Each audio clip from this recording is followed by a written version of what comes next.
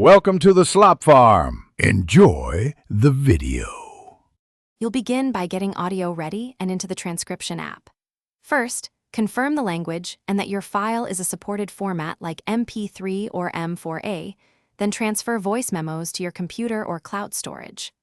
Once done, open your chosen transcription tool and use the Upload or Import button. Make sure to pick the correct language and model if prompted. You're starting the conversion now, so the tool has clear, labeled files to work with and no extra setup delays. Now focus on improving accuracy before full transcription. You should run quick noise reduction or normalize the audio so quiet parts are audible and loud clips don't distort. That boosts word recognition. Next, configure settings. Enable speaker separation, add timestamps, and choose a higher accuracy model if the option exists. Then decide whether to queue multiple files for batch processing or transcribe individually based on length. As the tool runs, monitor its progress and address any files that stall or report low confidence. You're in the final stage. Review and finalize the text.